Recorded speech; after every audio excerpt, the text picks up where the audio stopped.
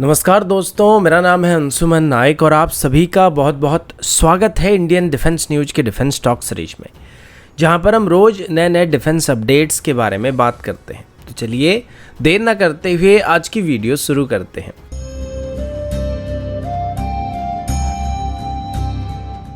आज की पहली अपडेट प्रोजेक्ट 75I की तरफ से है। कुछ ही दिन पहले मैंने इसके बारे में आप सभी को बताया था कि अभी जर्मनी की तरफ से भारत को अपनी टाइप 214 क्लास की सबमरीन्स को एक गवर्नमेंट टू गवर्नमेंट डील के तौर पर ऑफर किया गया था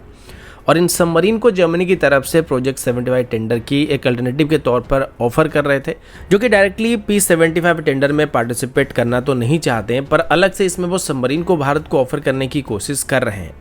इसके बाद जर्मनी की मेन कंपटीटर की बात करें तो वो साउथ कोरिया की KSS-3 क्लास की सबमरीन होने वाली है, जिनको अभी प्रोजेक्ट 75I के अंदर भारत को ऑफर किया गया था। और अभी साउथ कोरिया की तरफ से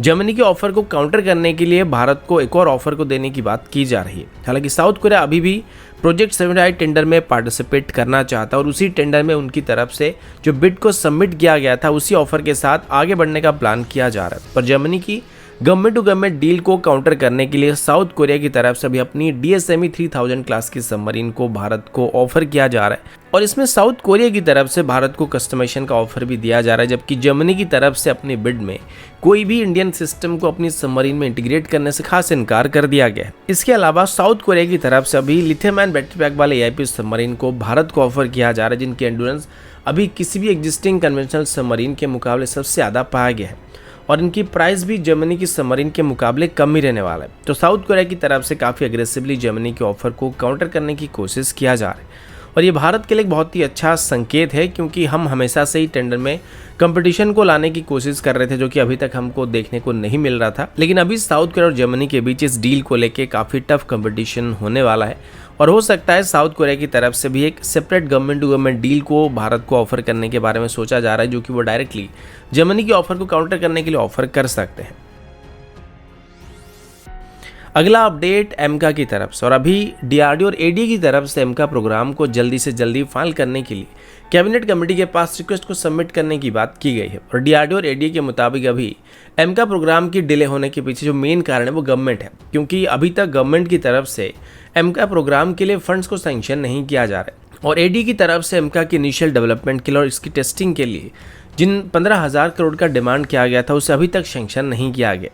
ADA के मुताबिक अभी अगर इस फंड को सैंक्शन कर दिया जाता है तो इससे कुल मिलाकर एमका की 5 प्रोटोटाइप को बनाया जाने वाला है, जिनको बाद में फ्लाइट टेस्टिंग के लिए इस्तेमाल किया जाएगा। ADA का कहना है कि अगर अभी इस फंड को एलोकेट कर दिया जाता है तो आज से लगभग 4 साल के अंदर ही एमका की पहली प्रोटोटाइप को बनाया जा सकता है और उसके बाद हर साल एक प्रोटोटाइप को बनाया जाने वाला है। इसी बीच जो पहले 2 प्रोटोटाइप को बनाया जाएगा उन दोनों को सबसे पहले digital flight control computer system, aircraft के एवियोनिक्स सिस्टम और अलग अलग अल्टीट्यूड में एयरक्राफ्ट की परफॉर्मेंस और अलग अलग पैरामीटर को चेक करने के लिए इस्तेमाल किया जाएगा।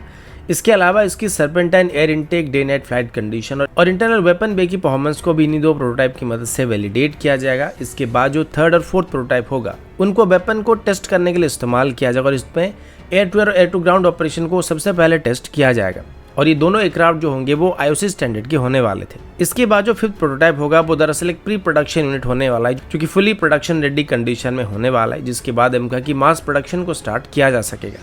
और इसके लिए 2032 तक का टाइम लगने वाला है, ऐसा भी उम्मीद किया जा रहा है, जो कि थोड़ा लेट तो लग रहा है क्योंकि पहले इसको 2030 से पहले ही प्रोडक्शन में एंटर करने का प्लान किया गया था, लेकिन अभी यहाँ पर हमको थोड़ा डिले देखने को मिल सकता है। इसी बीच पहले प्रोटोटाइप को बनाने से पहले HAL और ADA की तरफ से इसकी कई और ग्राउंड वर्क को भी कंप्लीट करने की बात की जा रही है, जिसमें एमका में इस्तेमाल होने वाले बाकी सभी सिस्टम को वैलिडेट करने की बात की गई है।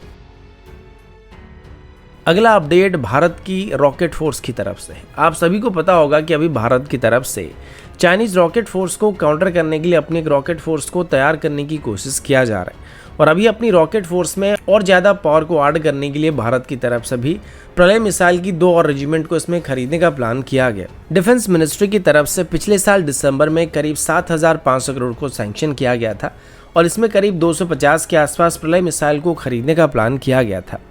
अभी बताया जा रहा है कि एडिशनल 2 यूनिट को यहाँ पे खरीदने की बात किया जा रहा है, जो कि काफ़ी हद तक आगे बढ़ चुकी है और जल्दी से इनको हमारी रॉकेट फोर्स में शामिल करने की बात की गई है। प्रलय मिसाइल की बात करें तो एक क्वासी बैलिस्टिक मिसाइल है जिसकी रेंज 150 किलोमीटर से लेके 500 किलोमीटर तक हो सकता है और इसे किसी भी इंटरसेप्टर मिसाइल से इंटरसेप्ट कर पाना बहुत ही मुश्किल होने वाला है। अभी तो ये भी बताया जा रहा है कि इस मिसाइल की रेंज को अभी फर्दर इंक्रीज करने की कोशिश किया जा रहा है और नॉर्मल बैलिस्टिक मिसाइल की तरह ये कोई फिक्स्ड पाथ को फॉलो नहीं करता और कुछ डिस्टेंस कवर करने के बाद ये अपनी रास्ता को बदलता रहता है, जिस वजह से दुश्मन के इंटरसेप्टर मिसाइल को एक्चुअली इसका पाथ का पता नहीं चल पाता कि एक्चुअली मिसाइल किस लोकेशन पर स्ट्राइक करने वाला है और इसी वजह से इसको इंटरसेप्ट कर पाना बहुत ही मुश्किल बताया जाता है।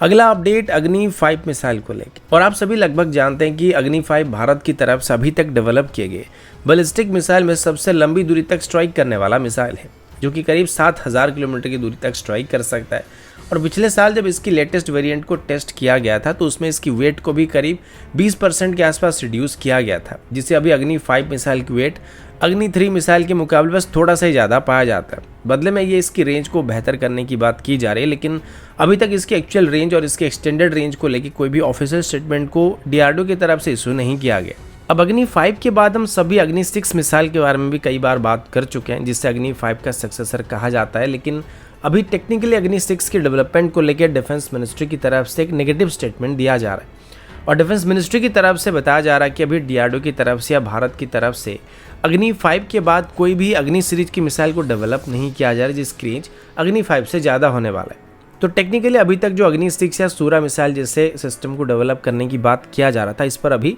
एक फुल स्टॉप लगा हुआ दिखाई पड़ रहा है। ये दोनों ही मिसाइल स्पेकुलेशन के मुताबिक 10,000 किलोमीटर से लेके 13,000 किलोमीटर तक स्ट्राइक करने वाले मिसाइल होने वाले थे, जिससे हम लोग दुनिया की किसी भी लोकेशन पर स्ट्राइक करने के लिए इसका इस्तेमाल कर सकते थे। लेकिन अभी डिफेंस मिनिस्टर राजनाथ सिंह जी के साइंटिफिक एडवाइजर सतीश रेड्डी जी की तरफ से इसको लेकर एक नेगेटिव स्टेटमेंट दिया गया। इसका एक मेन कारण ये हो सकता है कि हमें इतनी दूरी तक स्ट्राइक करने वाले सिस्टम की ज़रूरत ही नहीं है, क्योंकि हमारा जो मेन राइवल कंट्री है वो चाइना है और अग्नि 5 मिसाइल से हम लोग चाइना की किसी भी मेजर सिटी को टारगेट कर सकते हैं। तो इसी वजह से हमें अभी इससे ज़्यादा दूरी तक स्ट्राइक करने वाले मिसाइल की ज़रूरत नहीं पड़ने वाला है और इसी वजह से शायद DRDO की तरफ से या गवर्नमेंट की तरफ से और लॉन्गर रेंज वाले अग्नि सीरीज की मिसाइल को डेवलप करने के बारे में यहाँ पे प्लान नहीं किया जा रहा है।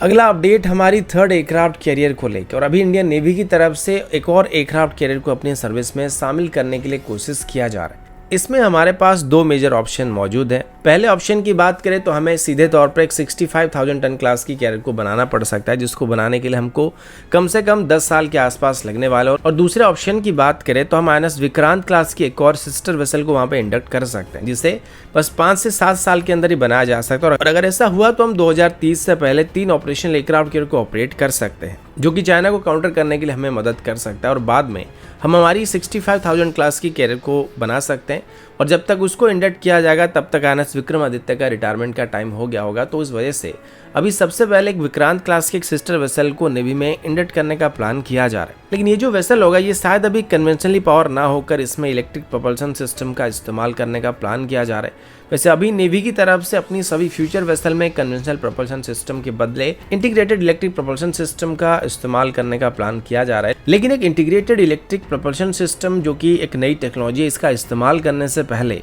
इसकी बहुत पॉजिटिव और नेगेटिव साइड को सबसे पहले जानना काफ़ी ज़रूरी है। पॉजिटिव पॉइंट्स की बात करें तो इलेक्ट्रिक प्रोपल्शन सिस्टम में मेंटेनेंस काफ़ी आसान होता है और काफ़ी कम होता है, क्योंकि इसमें कोई भी क्लच या गियर्स वगैरह सिस्टम नहीं होता है, इस वजह से इसमें फ्रिक्शन काफ़ी कम होता है, तो मेंटेनेंस कॉस्ट जो होता है वो काफ़ी मिनिमल होता है। लेकिन वहीं पर इनकी जो इनिशियल एक्विजिशन कॉस्ट होता है वो किसी भी कन्वेंशनल प्रोपल्शन सिस्टम के मुकाबले काफ़ी ज़्यादा होता है। तो अगर नेवी की तरफ से इसमें इंटीग्रेटेड इलेक्ट्रिक प्रोपल्शन सिस्टम का इस्तेमाल करने की प्लानिंग की जाती है तो जाहिर सी बात है कि हमें ये ज़्यादा महंगे पड़ सकते हैं और हमें ज़्यादा बजट की ज़रूरत पड़ सकता है और इसका यूनिट कॉस्ट इसकी सिस्टर वेसल INS विक्रांत के मुकाबले काफ़ी ज़्यादा होने की उम्मीद हम कर सकते हैं। तो दोस्तों अभी के लिए इतना ही, मिलता हूँ आपसे अगले वीडियो में, तब तक के लिए जय हिंद, वंदे मातरम।